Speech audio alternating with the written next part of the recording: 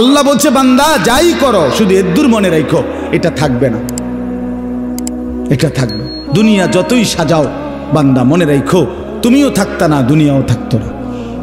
তুমিও যেমন মৃত্যু হবে, এই কায়নাতেরও মৃত্যু হবে। এই দুনিয়ার প্রত্যেক মানুষের মৃত্যু হলে সেটারে মৌত বলে, আর একদিন গোটা সৃষ্টি জগতের মৃত্যু হবে সেটারে কিয়ামত বলে, সেটারে কিয়ামত বলে। কেউ থাকবে না, আল্লাহ কথাটা বারবার মনে করাইছে। তোমার যেমন মৃত্যু হবে সৃষ্টি জগতেরও মৃত্যু হবে। ইযাস সামাউন ফাতারাত ওয়া ইদাল কাওয়াকিবুন তাসারাত। আল্লাহ বলেন ইযাস শামসু কুফিরাত।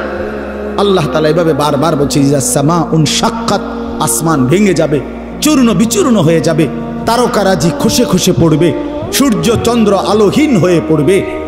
আল্লাহ তাআলা বলেন ইদা রাজ্জাতিল আরদু রাজ্জা, জমিন পাউডারের মতো রেজা রেজা পাউডার হয়ে যাবে। আল্লাহ তাআলা বলছে পাহাড়গুলো তুলার মতো ধুলির মতো উঠতে থাকবে। আল্লাহ বলছে বান্দা একদিন আমি গোটা কায়নাত আমি শেষ করে দেব, আমার সংসার আমি গুছায় ফেলবো, আমার এই কায়নাত আমি আল্লাহ তাআলা ইসরাফিলের সিঙ্গার ফু দিলে আমি আল্লাহ তাআলা গুটিয়ে ফেলব। এই কথাটাই আপনাদের সামনে এখানে আমি শুনাইতে চাই, এই অল্প একটু শুনে। পবিত্র কোরআনুল কারীমের 30 নম্বর পারা, কোরআনুল কারীমের 99 নম্বর সূরা। সূরাটির নাম হচ্ছে সূরায়ে জিলজাল। এই সূরাটি ছোট্ট সূরা, মাত্র 8টা আয়াত। এই 8 আয়াত বিশিষ্ট এই ছোট্ট সূরাটি আমি আপনাদের সামনে তেলাওয়াত করেছি। অল্প কিছুক্ষণ সময়, কোনোভাবেই আমি দেরি করতে চাই না, অল্প একটু সময় ইনশাআল্লাহ এই আয়াতগুলোর তরজমা এবং তার সাথে প্রাসঙ্গিক সামান্য কিছু কথা আমরা আরজ করতে চাই। আল্লাহ তাআলা আমাদেরকে তৌফিক দান করেন। নওজোয়ান ভাই সকলের কাছে অনুরোধ ভাই, শতভাগ এই অল্প একটু সময়, আমি আসলেই দেরি করব না ইনশাআল্লাহ, মনোযোগ দিয়ে শুনলে ভালো হবে। আমি অনুরোধ করলাম যে বিশেষ করে হাতে যেই মোবাইলটা, এটা নিয়ে ব্যস্ত হইও না ভাইয়া। মোবাইলটা দিয়া রেকর্ডও করার দরকার নেই, মোবাইলটা একদম বন্ধ রাইখাই, মানে এটার প্রতি বেখবর হয়ে আল্লাহর কথা মনোযোগ দিয়ে শুনলে ভালো।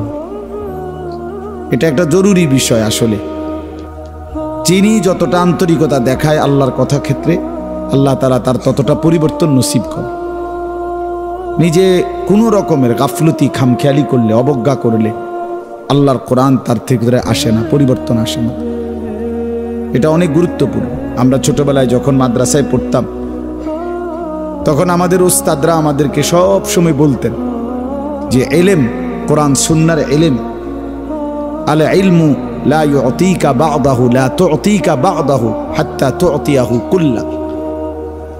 তুমি যদি তোমার পুরা নিজেকে সঁপে দাও ইলমের জন্য, তো ইলম তোমাকে কিছু দিবে।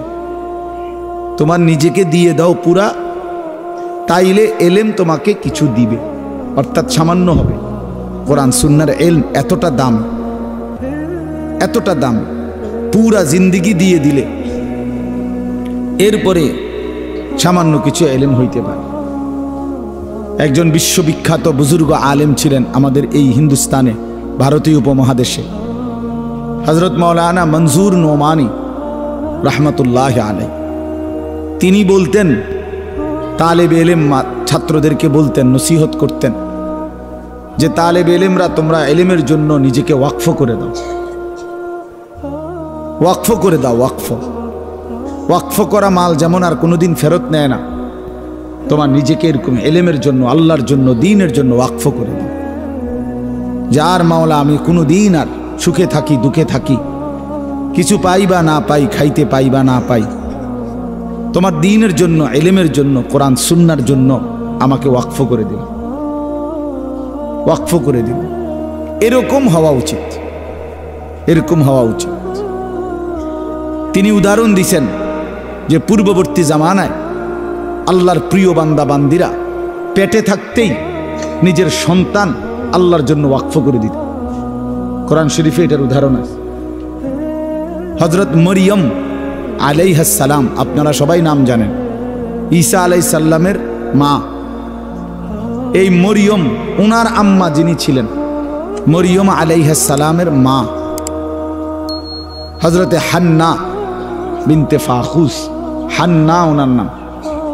এই উনার ব্যাপারে কোরআন শরীফে আছে যে উনার পেটে যখন বাচ্চা আসছে, মানে পরবর্তীতে যেটা মরিয়ম, এই পেটে বাচ্চা থাকতেই তিনি আল্লাহ তাআলার কাছে বলছেন, ইন্নী নাদারতু লাকা মা ফি বাতনি মুহাররাম, আল্লাহ আমি মান্নত করলাম আমার পেটের সন্তান আপনার জন্য ওয়াকফ, আপনার দ্বীনের জন্য, মসজিদের খেদমতের জন্য, দ্বীনের জন্য ওয়াকফ। এই জন্য আসলে বাস্তবতা এটা, আপনি কিছুক্ষণের জন্যই বসলেন, তো এটুকুও মনোযোগী হইতে হয়। নিজের পুরা দিল, কান, চোখ, কোরআন শরীফে আছে আল্লাহ তাআলা বলছেন, কেউ যদি তার দিল, কান এবং চোখ তিনটা একসাথ করে, তো আল্লাহ তাআলা বলে নিশ্চয়ই তার জন্য আল্লাহর কোরআনের মধ্যে উপদেশ এবং নসিহত আছেই আছে। ইন্না ফি যালিকা লাযিকরা লিমান কানা লাহু কলবুন আও আলকাস সামআ ওয়া হুয়া শাহীদ। মনোযোগী হইতে হয়, আপনি মাতবরি করলে হয় না। হুজুররা আর বলবেই কি, জানেই কি, না না, আপনি বহুত কিছু জানেন, কিন্তু আপনি এগুলো জানেন না। এই জন্য কেউ অহংকার করতে নাই, মাতব্বরি করতে নাই, নিজেকে শতভাগ বিনয়ের সাথে, আদবের সাথে কোরআন এবং সুন্নাহর সামনে পেশ করতে হয়। তাইলে কিছুটা হয়, কিছুটা পরিবর্তন নসিব হয়। এটা বহুতই জরুরি বিষয়, বহুত গুরুত্বপূর্ণ বিষয়। হাদিসের মধ্যে আছে হযরত জিবরাইল আলাইহিস সালাম মানুষের আকৃতিতে নবী সাল্লাল্লাহু আলাইহি সাল্লামের কাছে আসছেন। জিবরাইল আয়েশা নবীজির সামনে এভাবে বসছেন যে একেবারে নামাজের সুরতে যেভাবে বসে।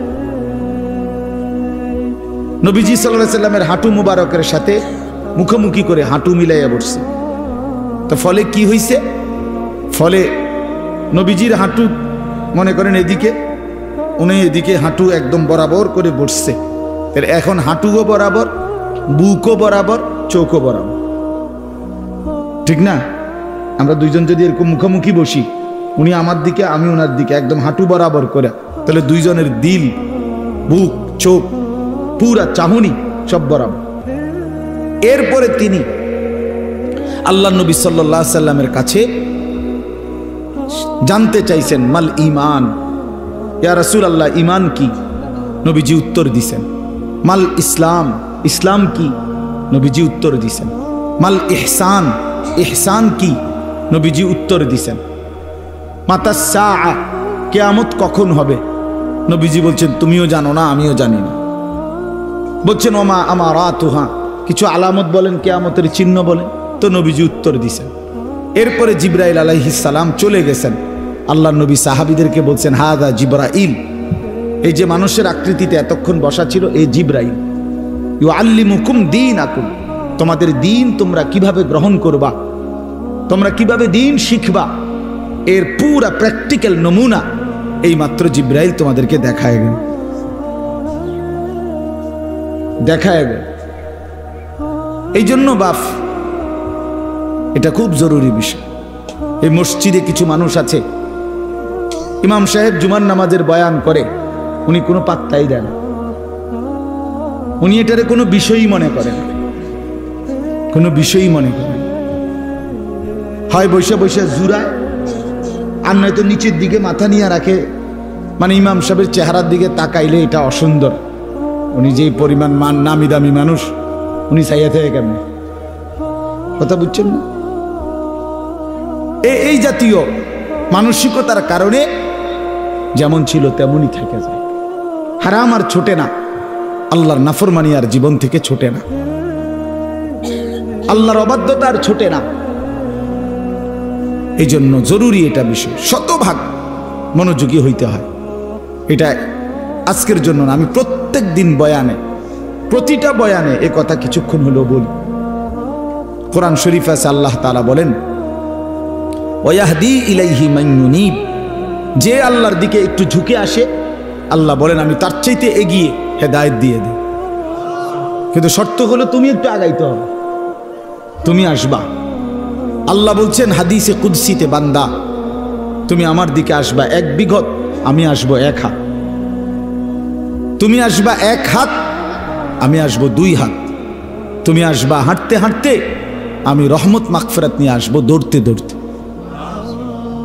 বাকি তুমি একটু আগাইতে হবে, জাগাত বইয়া মাতবরি করলে হইতো না, মাতবরি করলে বিনয়ী হইতে হয় যে ভাই একটা কথা বললাম শুনবেন, আরে কইবেন না হুজুর, আপনার কথা আপনি কইবেন না, আমি কি করি এটা আপনার কি দরকার?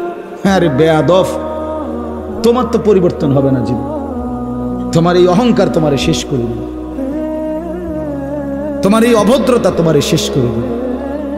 এজন্য এটা জরুরি বিষয়। আমাদের ছেলেগুলো মসজিদের বয়ান শুনে না, জুমার নামাজের দিন আসে যদিও, এই পিছনে বৈশা শুধু খোসাখুসি, ধাক্কা ধাক্কি, ঠেলা ঠেলি, এই ফালতু দুষ্টামি করতে করতেই জিন্দিগি শেষ। আহা, গাফলতে গাফলতে জীবন শেষ, হেলায় হেলায় জীবন শেষ। এই এক অসভ্য জিন্দিগি, জানেও না কি কেন আসছে, কোত্থেকে আসছে, কে তারে পাঠাইলো, কেন পাঠাইলো, কিচ্ছু মনে না, কিচ্ছু মনে না। আরে ভাইয়া এটা ঠিক কোরআনুল কারীমের মধ্যে আছে, আল্লাহ তাআলা বলেন হাল আতা আলাল ইনসানি হাইনুম মিনাদ দাহরি লাম ইয়াকুন শাইআম মাযকুরা। প্রতিটা মানুষকে আল্লাহ বলছে, বান্দা শোনো, তুমি মনে রেখো একটা দীর্ঘ সময়, যুগের পর যুগ তোমার এমন গেছে যখন তোমার কোনো নাম ঠিকানা, আলোচনা, তোমার কোনো নিশানা কিছুই এই পৃথিবীতে কেউ জানতো না, ছিল না, উল্লেখ করার মতো বস্তু তুমি ছিল না, কিন্তু আমি আল্লাহ একাই তোমাকে দীর্ঘ সময় লাগায়া এই জমিনে আমার এই সৃষ্টিতে তোমারে সংরক্ষণ করেছি। তুমি প্রথম মাটির মধ্যে ছিলা, মাটির অস্তিত্বের মধ্যে আমি আল্লাহ তাআলা সেখানে তোমাকে সংরক্ষণ করেছি, কেউ জানতো না। তুমি খাদ্যের মধ্যে ছিলা, খাদ্যের উপাদানের মধ্যে তোমার অস্তিত্ব ছিল, কেউ জানতো না। একদিন নির্দিষ্ট পরিমাণ খাদ্য তোমার বাবা ভক্ষণ করেছে, সেখান থেকে আমি আল্লাহ নির্দিষ্ট পরিমাণ বীর্যের ফোঁটা তৈরি করেছি। একদিন বাবা মায়ের মিলনে উভয়ের মিশ্র বীর্য একত্রিত করে মায়ের জরায়ুতে আমি আল্লাহ স্থাপন করেছি। সেখান থেকে আরো 10 মাস লাগায়া ধীরে ধীরে পর্যায়ক্রমে আমি আল্লাহ তোমাকে এই পৃথিবীর আলোর মুখ দেখাইছি। তো এই লম্বা সময় তুমি মাটি আকারে ছিলা, খাবারের কণিকা হিসাবে ছিলা, বাবার বীর্য হিসাবে ছিলা, মায়ের জরায়ুতে স্থানান্তর হইলা, সেখান থেকে ধীরে ধীরে 10 মাস পরে তোমার আমি এই পৃথিবীর আলো দেখাইলাম।